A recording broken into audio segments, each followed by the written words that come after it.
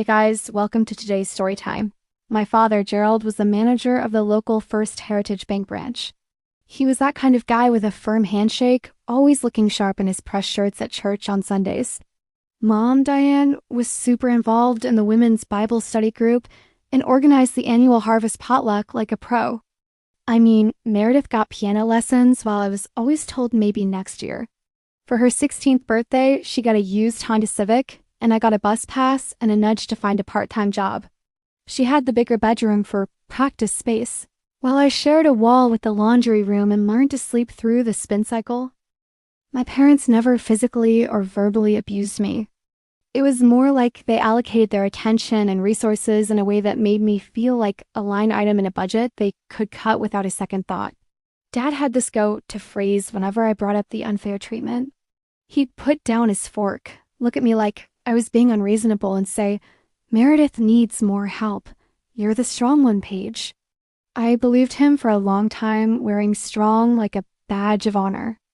It took me years to realize that in my dad's dictionary, strong didn't mean admirable. It meant I was low maintenance, someone who wouldn't complain, someone not worth the extra effort. I was stoked to be the first in my family to graduate from college.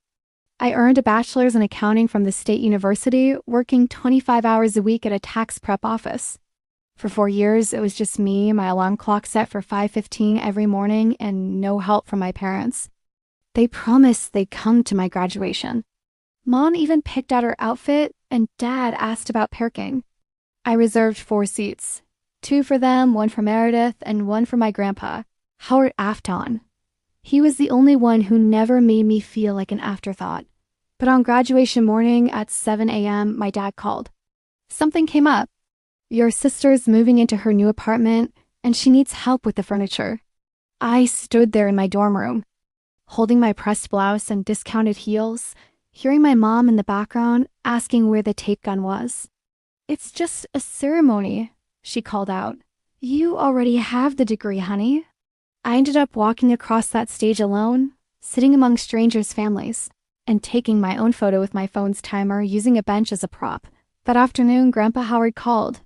"I'm proud of you, Paige," he said, his voice all rough, like he was trying not to cry. "And don't worry, I already took care of it." I didn't know what he meant. I thought maybe it was a graduation card or a check. It would be another 7 years before I'd understand. When I was 26, I met Daniel Reeves.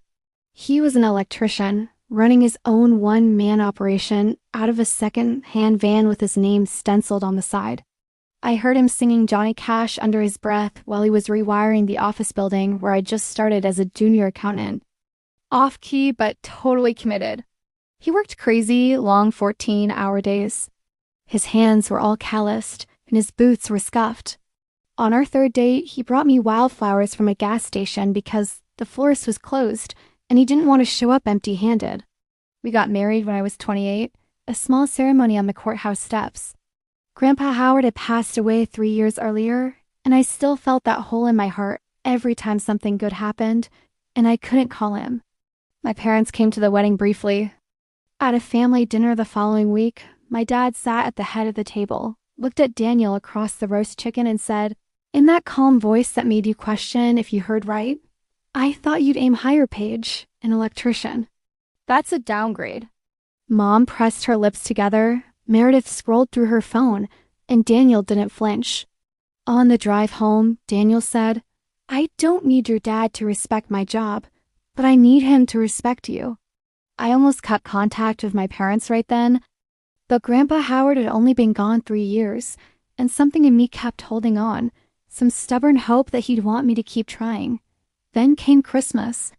There were 15 people packed into my parents' living room. Aunts, uncles, cousins, the whole gang. Meredith pulled me aside in the kitchen. She needed $5,000 for her boutique inventory. It was the 3rd time she'd asked, and the first 2 loans were still unpaid. I said no, polite but firm. She walked back into the living room with wet eyes and a trembling lip. My dad shot up from his recliner like he was spring-loaded. What kind of sister refuses to help her own family? He said, loud enough for everyone to hear. Aunt Linda froze mid, pour over the punch bowl, And my cousin Rachel looked at me with wide eyes. "You've changed, Paige," Gerald said. "And not for the better." Then my mom leaned towards my Aunt Carol, all conspiratorial, and said just loud enough, "She's been like this since she married that man." I honestly think she needs to talk to someone professionally. The room went dead silent. I felt invisible, alone in a room full of people. I put on my coat, kissed my cousin Rachel's baby on the forehead, and walked out with Daniel, leaving that house for good. The next 2 years were filled with silence. No phone calls, no guilt trips, no holiday dramas, but silence isn't empty. My parents had a story, and they told it to everyone. Dad called relatives. Mom cornered friends at church. My cousin Rachel called me in January. "Your mom told me you're seeing a therapist, and she said you had some kind of episode at Christmas. Are you okay?" I'd never told anyone I was seeing a therapist because I wasn't. Mom had just made it up out of thin air. Dad even called my former boss to check on me. In a small town like ours, that's not concern. Rachel later told me that Dad described me as possibly a danger to myself. One by one, the calls from my extended family stopped. Only Rachel still called. Daniel and I moved to a town 45 minutes east. I got promoted to senior accountant at a firm that didn't know my family, and Daniel's business grew. He hired more electricians, and we bought a small house with a porch, a backyard, and a kitchen window that caught the morning light. It was a quiet, good life. But every Christmas, I'd find myself staring at my phone, scrolling through old contacts, hovering over names I couldn't bring myself to delete. Then, one Tuesday in March, an envelope from a law firm I'd never seen before showed up, addressed specifically to me. It sat on my kitchen counter for 2 days. I finally opened it on a Thursday morning. The letter was from Mr. Brennan, a lawyer in my parents' town. It said my dad was trying to sell Grandpa Howard's lake house, and that as a potential heir, I needed to sign a quitclaim deed waiving any claim to the property. There was a signature line and a 30-day deadline. I read it 3 times, seething. 2 years of radio silence, and the first time they reach out, it's to get me to sign away the last thing that connected me to Grandpa Howard. I looked across the kitchen at the wooden shelf Daniel had built above the stove. On it was Grandpa Howard's fishing tackle box. Inside, tucked at the bottom, was the sealed envelope I'd found when clearing out his things after the funeral. I never opened it, thinking it was just a sentimental goodbye letter. But that night, I opened it. Inside were 2 things: a revocable trust deed showing the lake house was held in an irrevocable trust with me as the sole beneficiary, and a handwritten note from Grandpa Howard saying the house was mine and I should never let anyone tell me otherwise. I sat on the bedroom floor and cried, but it was the kind of crying that put something back together inside me. Grandpa Howard had seen everything, and he'd done something to protect me. I started preparing for the meeting with Brennan. I called Mr. Calloway, the trustee named in the trust deed. He confirmed the trust was valid and that my dad's name wasn't anywhere in the documents. I asked him to prepare certified copies of everything. For the next 5 days, I prepared like an accountant getting ready for a big audit. I read the trust front to back, pulled the county clerk's filing records online, and compared them with the probate records. I wanted to be absolutely sure of my ground. On Thursday night, Daniel asked if he should come with me. I said no. This was something I had to do on my own. The night before the meeting, Rachel called. She told me my dad was in a really tight spot. Meredith's boutique was tanking, and he'd co-signed all her business loans. 8 months ago, he'd refinanced the mortgage on their house to put money into the boutique, and now the loans were due, and he owed the bank around $180,000.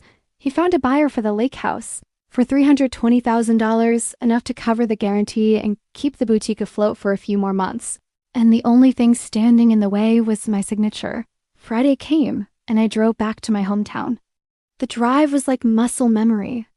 I passed the Shell station where Grandpa Howard used to buy me chocolate milkshakes, the middle school where I'd won a spelling bee, but no one from my family showed up because of Meredith's dance recital, and the intersection where Grandpa's pickup used to wait for me.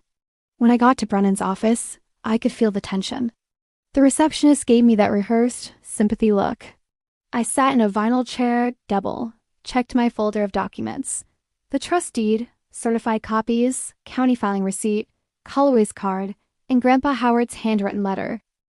Brennan finally called me into the conference room, and there was my dad sitting at the far end of the table. He greeted me all calm and gentle like the concerned father, but I knew it was an act. He started his spiel about the house, saying Grandpa Howard would have wanted this, using his name to try and trip me into signing. I told him he hadn't even asked how I was in 2 years. He tried to deflect, saying they'd been trying to reach me. Then Meredith called his phone. I heard her ask if I'd signed yet and say, "She always caves when you say it's for the family." It was like a glass shattering on the table. I told him I wasn't signing anything until he explained why I wasn't told about the sale before getting a lawyer's letter. He started his act again, telling Brennan that I'd cut off the family without explanation and that Daniel was controlling me. I just looked at him and asked if he was done. His phone call had shown everyone in the room the real reason behind this whole thing. Then I took out the trust documents. I told them it was an irrevocable trust deed filed 7 years ago by Grandpa Howard, naming me as the sole beneficiary. Brennan immediately started looking at the documents. My dad just stared, not believing it. Brennan called Calloway on the speakerphone, and Calloway confirmed everything. Brennan told my dad that the quitclaim deed wasn't applicable because the property was never in his father's estate. My dad looked at me, accusing me of planning this. I told him I hadn't known about the trust until his lawyer sent me the letter. My dad started to break down. He told me that if he couldn't sell the house, Meredith would lose everything, and they could lose their own house. I told him he'd made all these choices for Meredith, never once asking how I was, and now he wanted me to give up the one thing Grandpa Howard left me. Brennan said it was best to adjourn and that my dad should consult a trust litigation attorney. After the meeting, my dad, Mom, and Meredith went to the lake house. Rachel called to tell me. I called Calloway and he said he'd send a demand letter if they didn't leave. Meredith posted a picture on Facebook at the lake house with a caption about family time, like they had a right to be there. But Calloway sent the certified letter and the 72-hour countdown to vacate started. My mom called me on Monday morning, crying, trying to trip me. She said my dad couldn't sleep and Meredith was going to lose everything. I told her the house was mine and I was protecting what Grandpa Howard wanted. She said he'd want us to be together, but I told her I had a letter from him saying otherwise. She hung up on me. They left on Monday afternoon, just under the wire. I waited a week before going to the lake house. When I got there, the front door was unlocked. Inside, it smelled like dust and old pine. There was a key and a note from my dad on the kitchen table saying it was never about the money. I walked down to the dock and sat in Grandpa Howard's chair. For the first time in 2 years, I felt at peace. My dad's financial situation continued to deteriorate. Without the lake house sale, the buyer walked away, and Meredith's boutique closed. My dad had to sell his truck and take an early withdrawal from his 401k, facing a penalty. His retirement got pushed back, and the refinanced mortgage hung over their house. People in town started asking questions, and my dad became a bit of a pariah. He stopped going to Rotary Club breakfasts and started using the side entrance at the bank. Meredith took a job as an assistant manager at a furniture store in the next town. Mom pulled back from all her social activities because people kept asking about me. And then Meredith texted me to apologize for what she said on the phone during that Christmas incident. A few weeks later, Rachel told me my dad had asked about me, wondering if I was okay. Some of my extended family started reaching out to me. Aunt Linda called to apologize for not speaking up at that Christmas dinner. 2 cousins texted, saying they'd always felt something was off, but didn't know what. Not everyone came around, though. Uncle Ray still believed my dad's version, and some relatives just went quiet. I didn't try to force anyone to see my side. Daniel and I started fixing up the lake house. We stained the dock, replaced the porch screens, and fixed the bathroom faucet. Daniel handled the electrical work, and I found Grandpa Howard's woodworking tools and old photos in the garage. One photo was of me at 6 years old, standing on the dock with a base almost as long as my arm, with Grandpa Howard behind me laughing. I framed that photo and hung it on the kitchen wall. A month after the meeting at Brennan's office, I wrote a letter to my parents. I told them the lake house was staying in the trust, And if they wanted to rebuild our relationship, it had to start with honesty and seeing me as their daughter, not as someone they could use. I sent the letter and didn't wait for a reply. I've learned that boundaries are like doors. You get to choose who walks through and on what terms. Grandpa Howard saw me for who I was and made sure I was protected. And that's something I'll always be grateful for. If you've made it this far, thanks for listening. What would you do in a situation like this? Let me know in the comments and don't forget to subscribe for more stories.